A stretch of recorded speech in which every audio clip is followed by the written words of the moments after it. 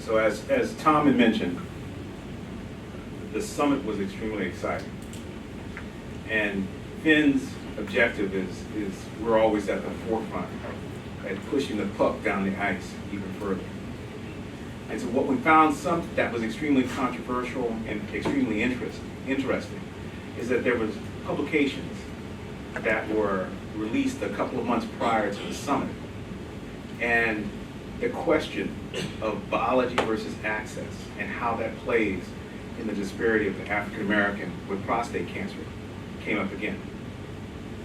And not only was it important to understand that article, we showcased it at the summit. And as Tom said, we brought in key investigators. One investigator who was a co-author on the paper, and another investigator whose research was referenced in a commentary associated with the paper. So, this paper was published in May, and it was a simple title, Association of Black Race with Prostate Cancer, Specific and Other Causes of Mortality. I don't know, the average person is not going to really understand what that means, but it's just the breakdown is, does race play a role with prostate cancer, death, or accompanying diseases?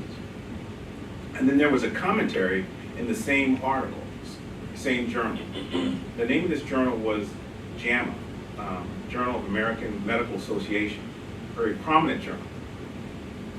And why I say this is so important, out of all the journals in the world, JAMA and JAMA Oncology, which this article was published in, are in the top 2%. So that means that this journal and this article is highly referenced. So the invited commentary, which is entitled Race Inequities in Prostate Cancer Outcomes, Socioeconomic, Not Biology, basically supporting what the original investigational article said. But the problem with this, if you look at these two publications, it basically compares African American ancestry with European ancestry. And they're implying if you have equal access as our European counterpart, ancestral counterparts, Caucasians in America, then African Americans will do just as well. So that's the point that they were trying to make. The problem is that the only point that they could make is if you were at low risk and you had non-metastatic prostate cancer and you received care equally, you would survive just as long as somebody who was Caucasian or a Caucasian male.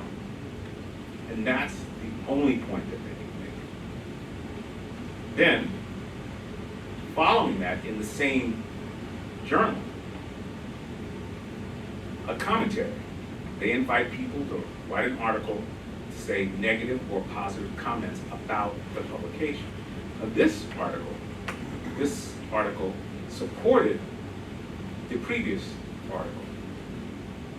And at the end, if we just cut to the lower portion of the slide, these findings suggest essentially equal results when all patients receive the same treatment regardless of race.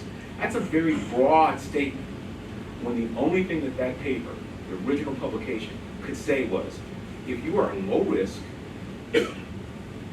prostate cancer, no evidence of metastasis, and we followed you after you received your care, you would live basically as long as your Caucasian counterparts, if you received equal access.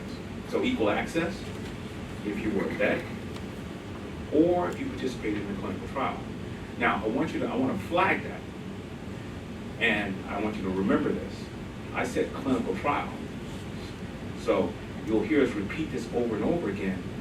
Access to clinical trials, participate in clinical trials, better care. And this is one other thing that this article did clearly state. So, back to what we were talking about, these findings that basically It's equal. You got equal access, you're going to do as well. The problem is, guess what happens?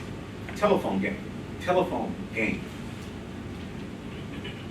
Information starts at one end and makes its way down to someone else. Now, from the research to the public arena, what happens? So there's this broad interpretation of the research, and broad interpretation of research has these significant implications. What?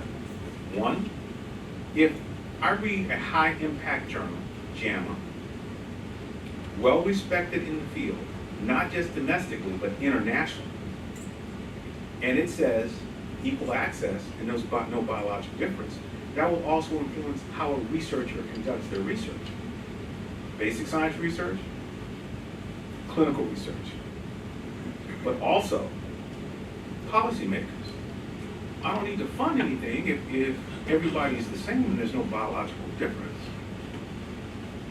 Then the amount of money we set aside for prostate cancer that may focus on African Americans, we don't need to fund that anymore. We just need to focus on Caucasian men and get those results. I'm not saying that's happening now. I'm saying that's the direction you can go. If the laymen, if politicians, if researchers start to believe there's no biological difference.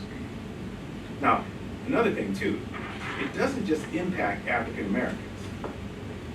It impacts different ethnic groups. It impacts research on women, people with disabilities, women who are pregnant, and children. So it just doesn't stop at us. I think we're used as like a gatekeeper to block the flow.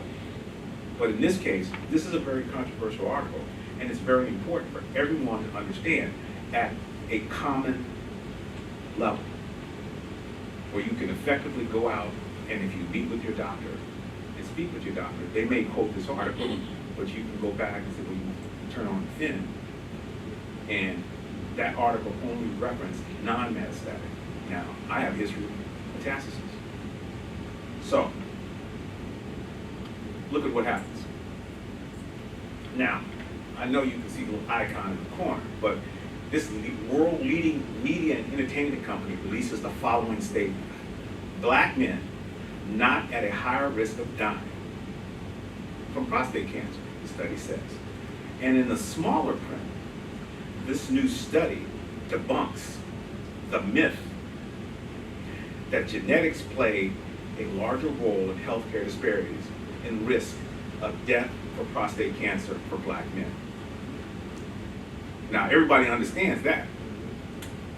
Debunks it, and it's a myth, and it's prostate cancer, and black men are not at a higher rate of dying. Now, this was a jump from the article to an international meeting. You see how easy it works. So this is why we thought that this was so important. Not just important just to have a follow-up discussion here, but it was important to have it nationally televised, and not with just PHEN employees and friends, but key players, authors of manuscripts that debunks this comment or title or their belief. So, now what was very interesting is this. If you read the article, and I put my scientific hat on and I read it, it clearly states in the article it had limitations. Well, first, it was information coming from the VA hospital and clinical trials, but they didn't have a lot of comorbidity, accompanying diseases. And one thing that they did not even mention is what a lot of people don't recognize. If you focus on cancers and the VA, one of the most common causes of prostate cancer in the VA are those men who were exposed to Agent Orange. Men exposed to Agent Orange who are Vietnam vets are 2 times likely to develop prostate cancer over someone who didn't go to Vietnam. But see, they don't account for that. So that just lets you know right there that you had a skewed population of men who were triggered by a chemical. So whether you're black or white, Hispanic or Asian, your outcome is going to be similar. The second one was, it was interesting. We didn't have enough black people to do the algorithm that they're working with in their manuscript. So now, statistically, we don't have enough information, but we'll skirt the issue. Number three, they just didn't have enough biological information to talk about anything other than non-metastatic disease. But yet, a newspaper, online newspaper, made that broad announcement.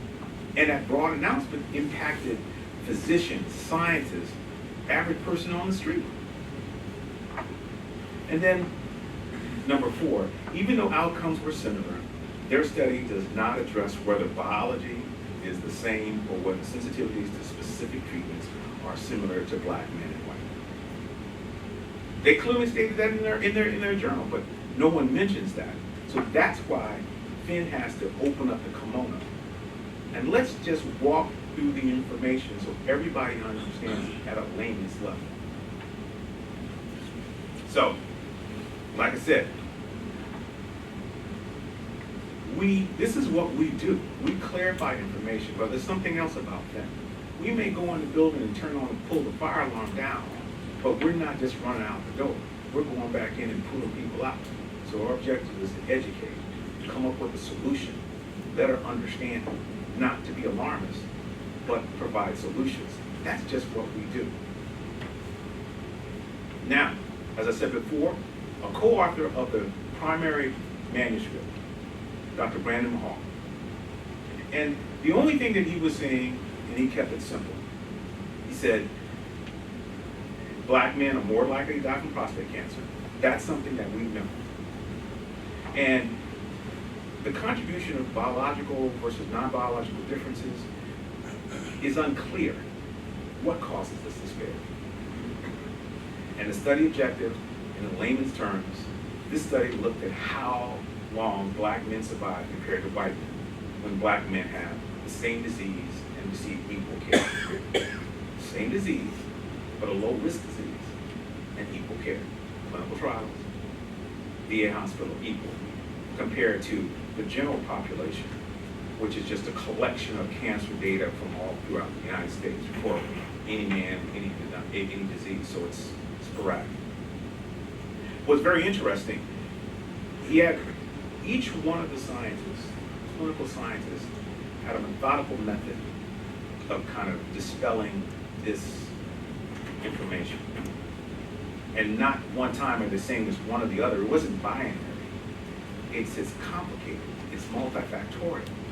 So Dr. Mahal basically gave us somewhat of an algebraic problem. If you take numbers on one side, then the numbers on the opposite side would be the same if basically the increase or the increase in the amount was the same. So to explain it, if the incidence of prostate cancer in whites and black men are 179 respectively, and you multiply them both by 18, and if we go to the bottom panel, you'll see that white mortality, white death, would be about 18, and black male death would be about 32, and it equates to 1.8 times higher risk. That's if everything is the same, numerically, statistically. But the problem is, we're not. We're like 2.2 times higher, and even higher than that. So the numbers, if you just use a mathematical approach, a simple mathematical approach, it's obvious. But again, you can still play with numbers. But then Dr. Mahal took it a step further. Just simple things that you can go on the internet and collect data. If there's no biological difference and variability was based upon access, then you wouldn't see so much variability between the incidence of cancers a wide variety of cancers, even from the standpoint of breast cancer and cervical cancer, or uterine cancer, that there's biological differences. They're not the same, they're not uniform. Because they're not uniform, that means there has to be other factors than just having access. But again, Dr. Mahal said one thing. I mean, it's easy to use the numbers to tell a story, but the proof is always in the pudding. So, going a step further, and this is what's extremely interesting, we always get to a point where black men are compared to white men. But what we're saying is, let's take a step back. Let's not be narrow. Let's bring all ethnic groups into the fold. Now, if you look at the difference, I mean, these numbers, again, can range from 1.6 to 1.8. If you compare the incidence of prostate cancer between black men and white men, it's about 1.6 times. But if you compare the incidence between black men and Asian or Pacific Islanders, it's about 2.8 times. So, now, the reason why I bring that up is African Americans and Asian Americans, Native Americans, and Native Hawaiians, we all are reported to have inefficient access to health care. Well, if that's the case, then why is it significantly lower in the Asian population? Now that's the incidence. Now when we look at death, we can see the comparisons between white men and black men of 2.4%, but 5 times higher death rate when you compare African American men to Asian and Pacific Islanders. That's a significant difference. That's biological. That's 2 different ethnic groups. And so what a person would want to do, instead of looking in the direction of there's no biological difference, we need to really understand, why is there a difference, that significant difference between not only African American, but between white men and Asian? If you block out biology, researchers won't even go down that space. But again, we talk about numbers. Everybody talk about numbers. I can calculate it, I can use percentages. I said, where's the proof? But here's just something that's very interesting. Consistently, what do they say? The incidence is this, and white men are less likely to develop prostate cancer, and black men are more likely to develop prostate cancer. Black men are more likely to die. So if we produce some therapies, what we should see is the same thing. The tide raises all boats. So what we'd see is therapies that are being introduced where white men should live longer than black men.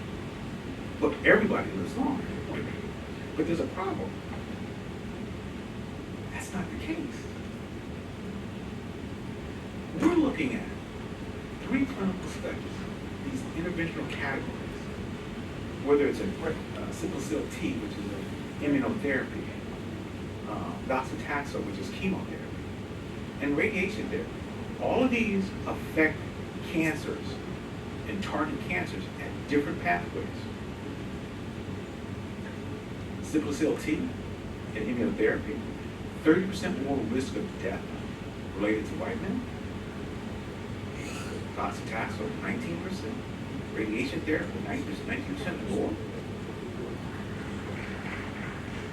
So what this is telling me is, wait a second, not only we're in equal access, we weren't the same, we were better. And that's not even supposed to take place then if it's non-biologically related. We're supposed to, the tide raises the boats at the same rate, but that's not the case. So, we have a good understanding of what Dr. Mahal was saying. Now, let's take it a step further. He basically closed out with this. And this has been modified just to see it on the slide. And it just said racial disparities exist, but it's by multiple causes.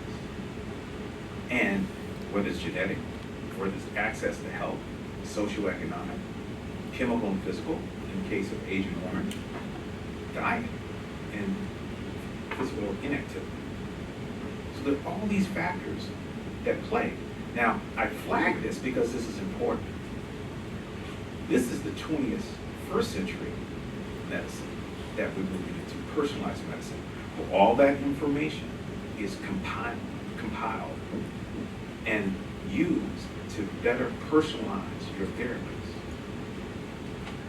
So now, we talked about Randall Mahal. We know where his point is. He was a co-author on the manuscript, and he left us with this multiple causes, and that's what his belief was.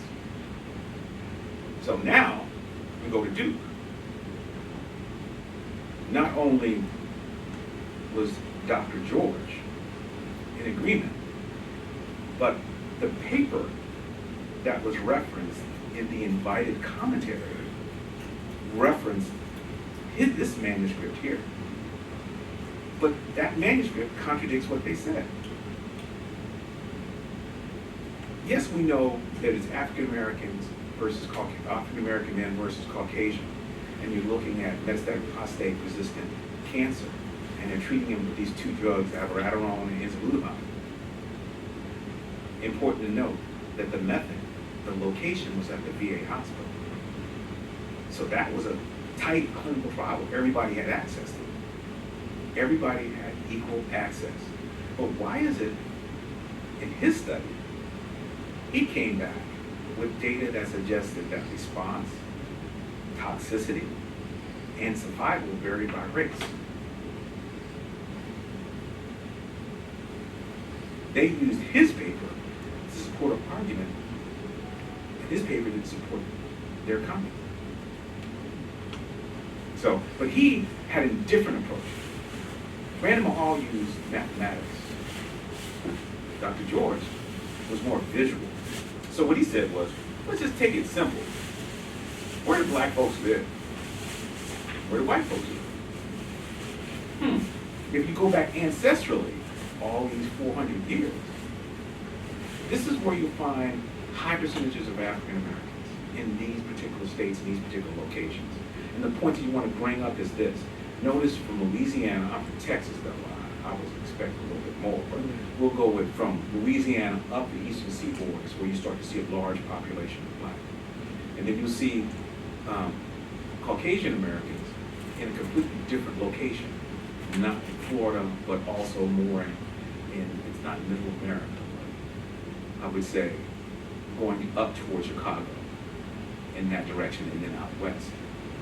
Now, what he was saying, let's just look at where you have this ancestral population of blacks versus whites in the United States. Then, he said, let's overlay that with where you see prostate cancer, kidney cancer, and bladder cancer. Now, if this is the same, all those maps would look the same. Notice that when we look at prostate cancer, Louisiana, up the eastern seaboard. And more dramatically, if you look at bladder cancer, look at its location, Maine. There's not that many black folks in Maine. There's a whole bunch of bladder cancer. There's a biological difference, there's a racial difference, there's an ethnic difference. And it's all right to be different. It's just we have to embrace it and learn from it. So, what do we walk away with? Randall Mahal. There is persistent prostate cancer disparities in the incidence and mortality between African Americans and non-African Americans. That's fact. We know that. Second thing, in equal access disease state settings, African American men do not necessarily have worse outcomes. That is exciting. And matter of fact, they may have better outcomes. His third point, similar survival in equal access and disease state settings does not fully account for the disparity that we see at the population level. At the population level. Now, we go to Dr. George, and what does Dr. George have to say? If you control access, African American men may have better overall survival than Caucasian men treated with abiraterone and enzalutamide. These are these next generations hormone therapies. And so what's exciting about it is this is just the next generation. What about the next generation? And the next generation? And that's the whole point. We don't need to lose hope. We just need to be in the game. And if you keep on running down the hall, that door may be locked.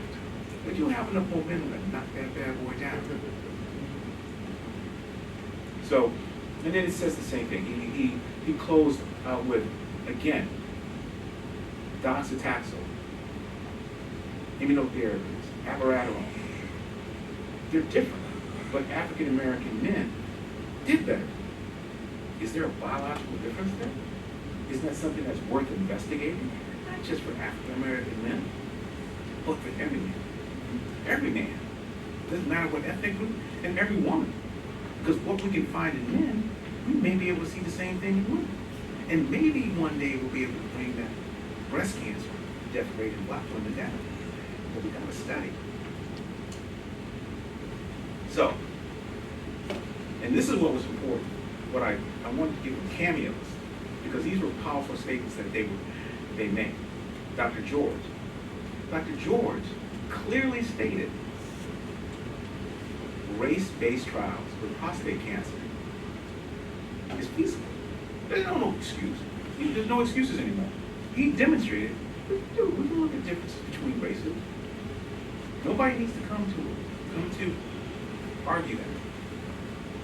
He also closed out with his toxicity, survival, and response, negative or positive responses, are influenced by race. But one of his more powerful statements was this.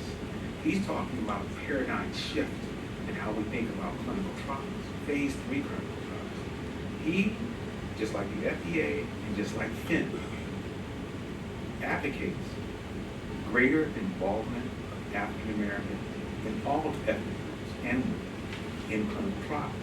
What he wants to say, phase 3 clinical trials, it should be mandated. Not, oh, well, maybe we should have it. No, mandated. That we look at it, we conduct clinical trials that reflect those people who are most likely to use the drug. And then, since he was working with these 2 hormone treatments, so we need to understand the biological differences, sensitivities, and resistance to these hormone interventions that takes place with prostate cancer as it relates to race. Now, how does a news company make a statement that says it's debunked, it's a myth? They said the difference was a myth. The genetic difference is a myth because they didn't understand what was in the literature and what discoveries these 2 clinicians were making. Now, this was very interesting because Dr. Mahal Brandon hit on something that PHEN has been pushing for some time. Genetic data. He said he thinks and suggests that there are differences in prostate cancer by mutations of your genetic information. And this may account for the disparity. And again, he closes out. There are multiple factors. He feels that there are multiple factors that's responsible for the disparity. But at no time did any one of these researchers say, biology is not involved. There was not this blanket statement made. Now, PHEN, since I'm talking, I get to do my alert.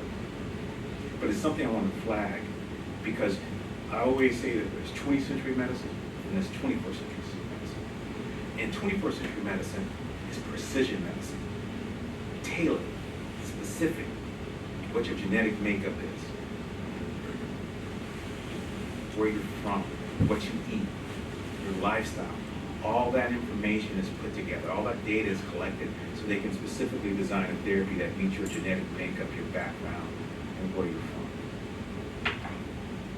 And I bring this up is, you know it's moving down that path when the FDA funds a project that involves big pharma and academic institutions to develop a platform that can process all this information and correlate this information with how we should treat you. They have Precision FDA and Project Inform. All of this is collecting information tailored. So this is what's so exciting. But if we're not careful, the disparities get worse. Why do you think that? Well, that's because, just like everything else, we're slow to get on board. We're slow to have access. But PHEN makes you informed. PHEN educates. And what we're about to show you is this. As we move to this era of personalized medicine, you have to collect genetic information. But look, if they call it, we call it genomic risk. So we collect all your information, your genetic information, your health status, all this information, and we say, okay, you are a genetic risk to this particular cancer. Then you have the ability to change your lifestyle or start developing therapies or using treatments that could improve or increase your survival. The problem here is this. If you look at the red, those are people from European ancestors. Now, I know my eyes are bad, but you know, where do you see us? Oh yeah, we think we're purple. I don't even see us in there, but we're there. But think about this.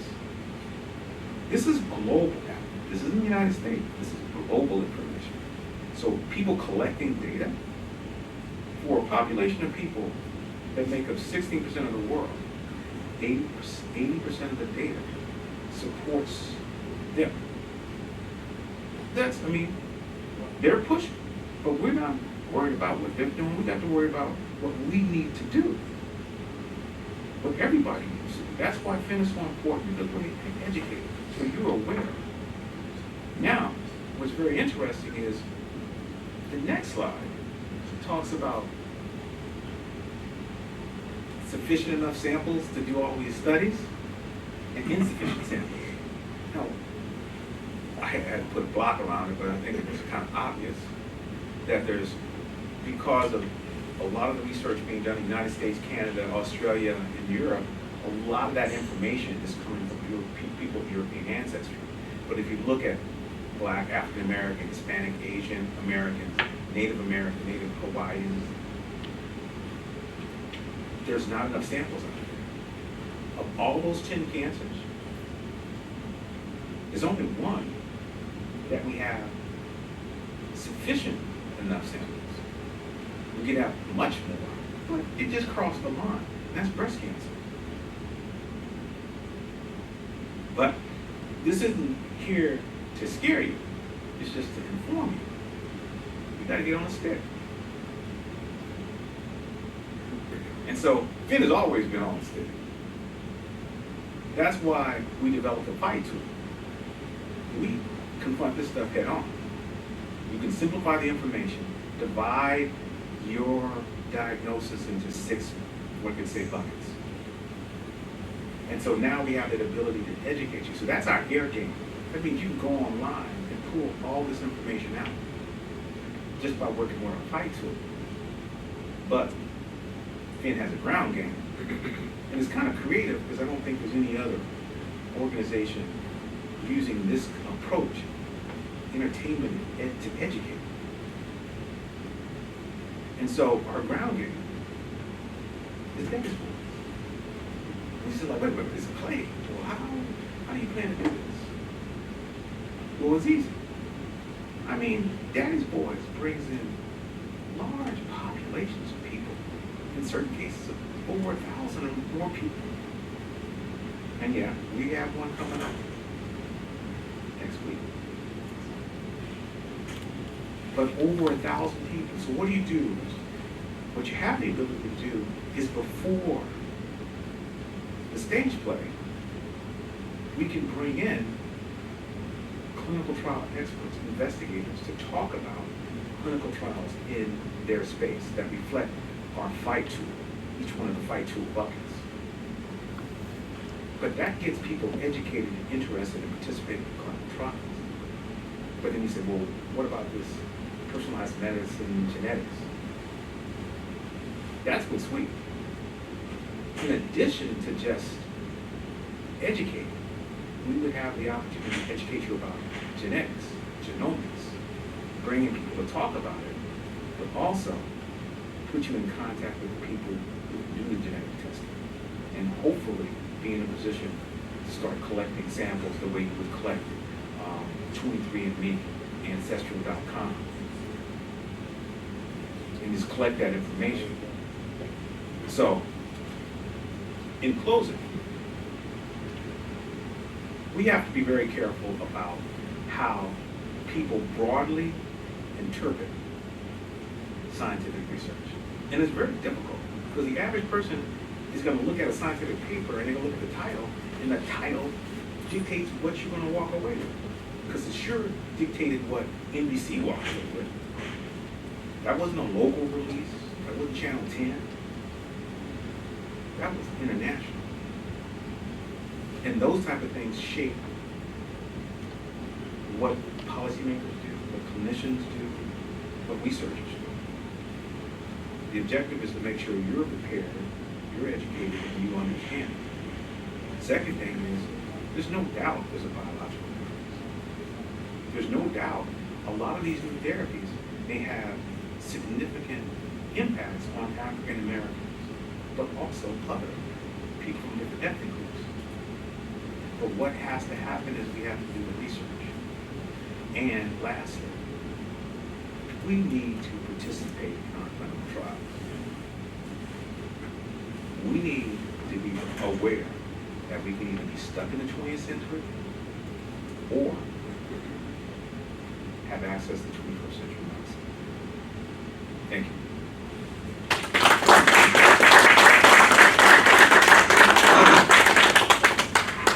So, any questions?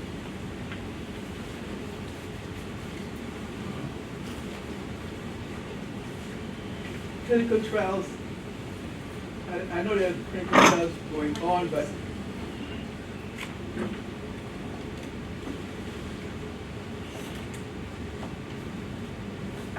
I know there are clinical trials going on.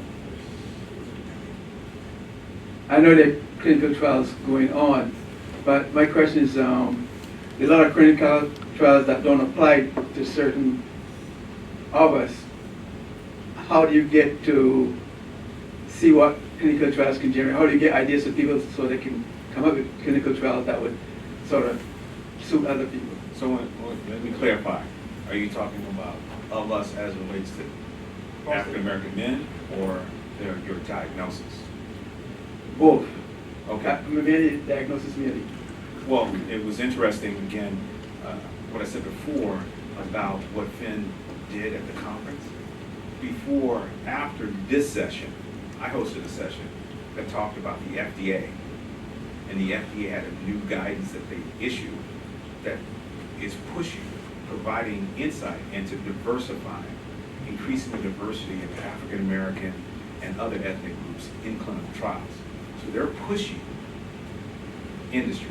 And then even our industry sponsors, our partners, are also making modifications inside their organization to broaden access. So we're moving in that direction. But one thing is, before you go further, look at our fight tool. Because the fight tool, kind of keep it simple.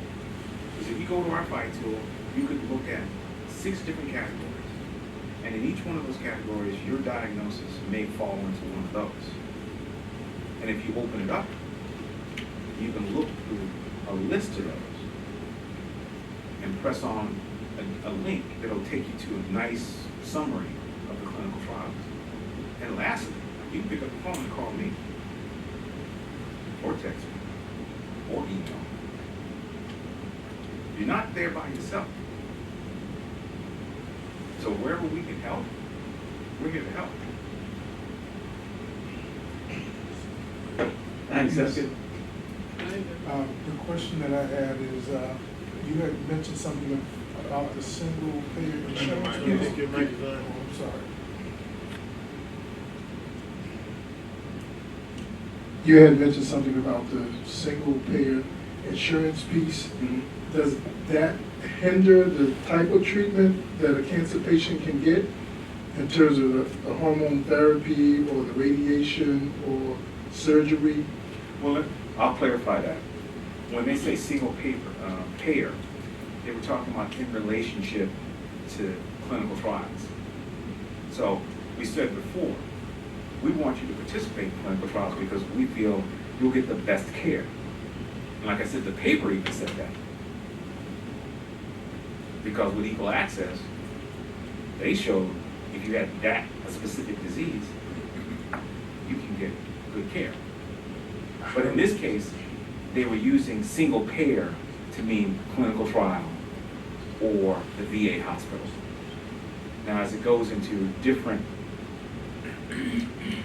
insurance companies, that's not what they were using that term for on the slide. So that does not impact whether or not the type of treatment that somebody who's been diagnosed would receive. This doesn't. It just depends on what your insurance company will cover.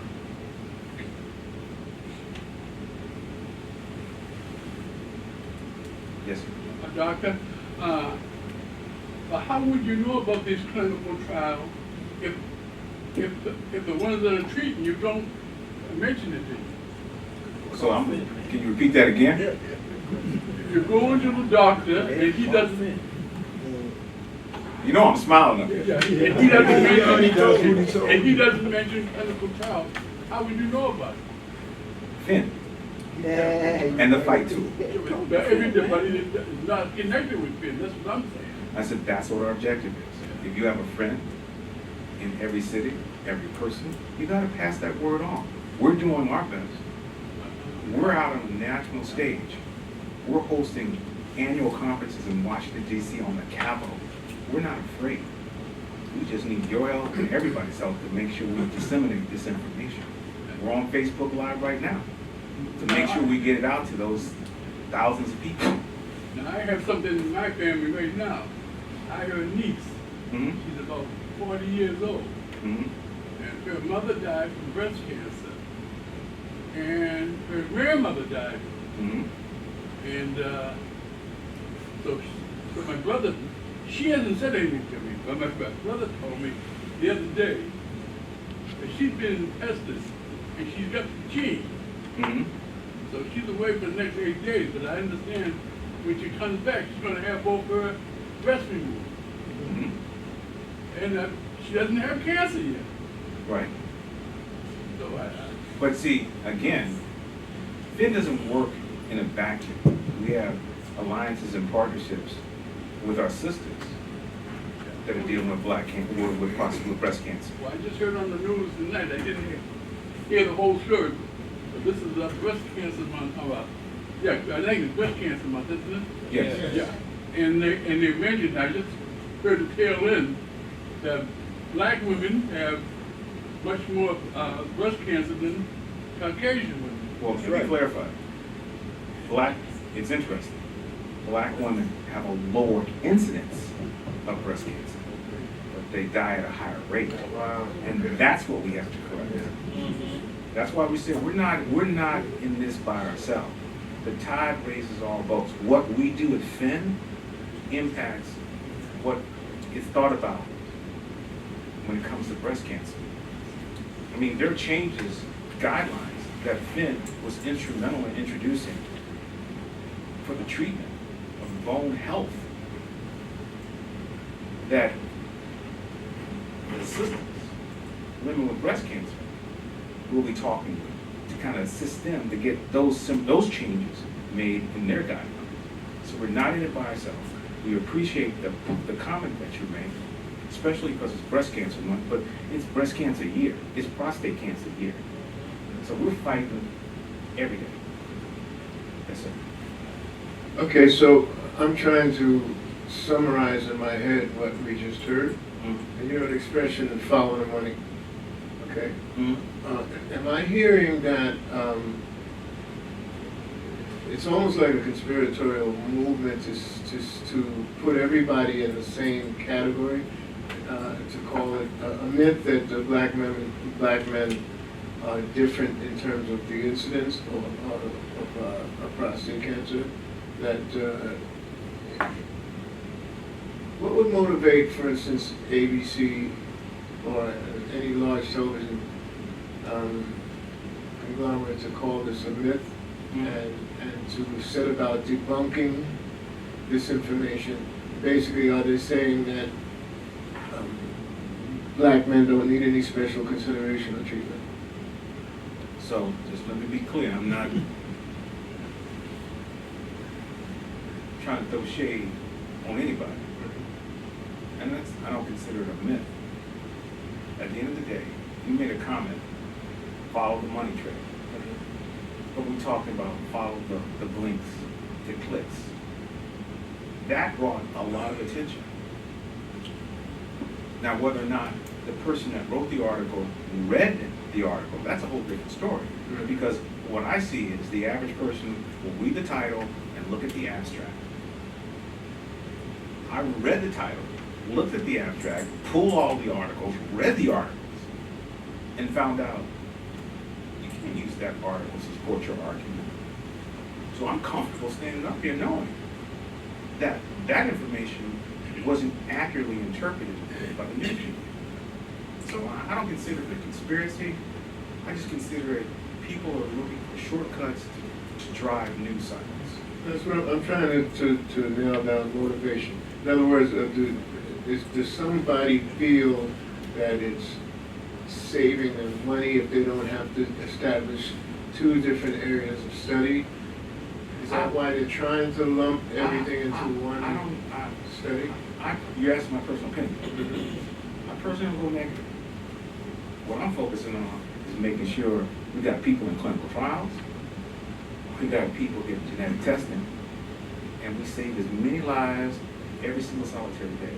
That's our goal. When I look back and try to figure out, I said, we have too much energy. We're too excited about the future to go back to the past. I hear you. Back to what the gentleman was saying just now. When I go in for my next appointment, I'll be told whether I have cancer or not. Also, he will more than likely explain to me my possibilities, the necessity of this or that. Now, how do you come into that? Do I tell him?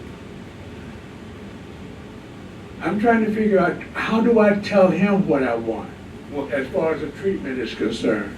Well, the first thing, we want you comfortable having a good dialogue with your doctor. When you go in, this whole issue is educating. Talk with them on a close to equal playing field as you possibly can. Collect information, and you can use our online tools. You can talk to us. I know you can call Tom. He's right behind you. He's right behind you. And so, but the most important thing is to improve communication and improve trust with your clinician. Don't feel as if you're by yourself anymore. You got PHEN. We got your back. You just need to go in there and feel comfortable talking to your doc.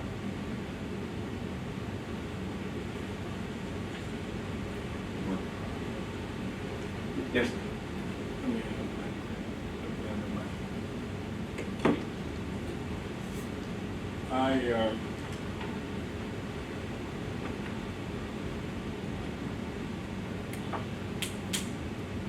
Hello? I need to apologize for letting my neighbor go through what he just went through. This is his first time here. I met him yesterday, and he talked about having issues. I told him to come out here to this particular meeting. In fact, I brought him out here because I know he can get the answers here. He doesn't have all the information he needs, but he has enough to know that he will be okay, because he knows Robbie. Right.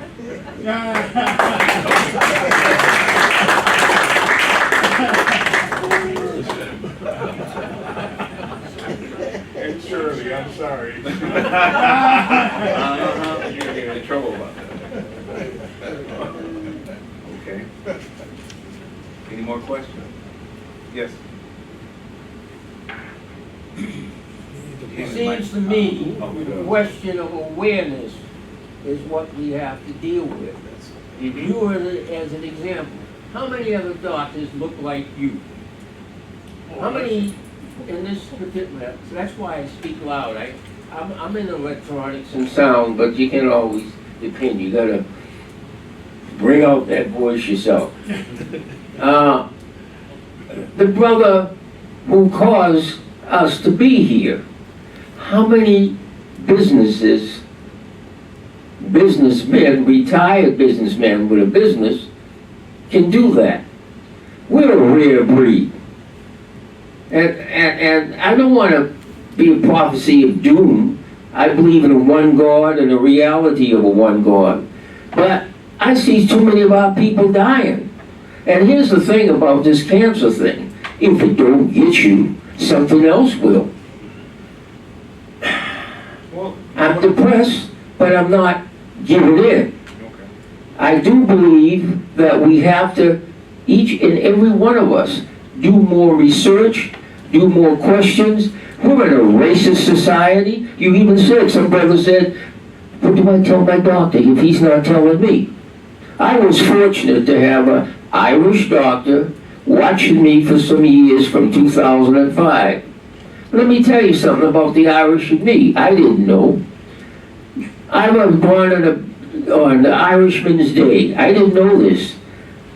My grandmother went up and fought with the hospital people, so my birthday was moved to the 18th. The contradictions are crazy. We're living in a crazy world, but at the same time, I don't know. Well, I want to believe that God is the final judge and will take care of all of this. You hear the Trump craziness that's going on in Washington. It's mind-boggling that few of us can still maintain. I'm shutting up, and that's it. I mean, you bring up an important point, and I want to address that. I address it with one point. 400 years since the first African stepped foot on this continent. And October 9th, 2019, PHEN exists in the Dana-Farber Cancer Institute of the United States of America. This is where we are. And each day, we have to fight. We have to fight. We have to get up in the morning and feel like we're going to succeed. We're giving you information, like don't give up the fight. And don't give up the fight. 400 years. We had people that didn't have shoes walking in the cold running away from folks. Now you got sandwiches, salads, Wi-Fi, shoes. So I appreciate your point because I know inside you're afraid. People, Trump, but when you think of Trump, I'm thinking 400 years. There are worse people than he is. But the point is, let's stay focused. We want the best care for African American men, for African American women, for all people. We want the best care. It's always been our responsibility. We've always taken the lead to do this. So God looks at us as the person that knocks down the door to make change. Here's a question. Yes.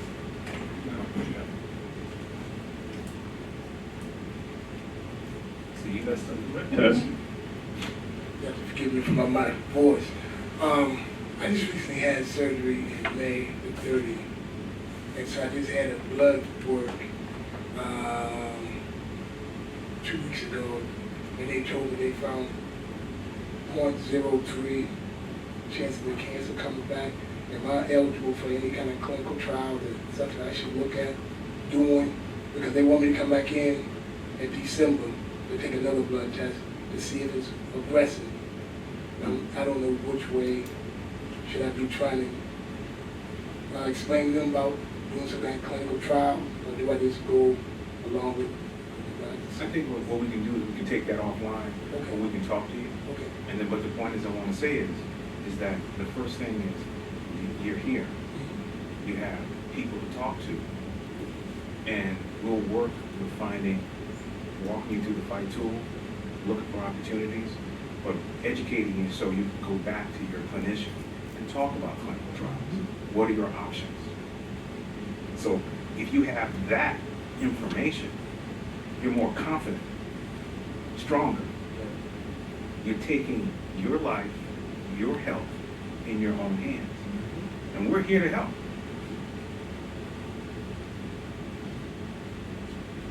Thank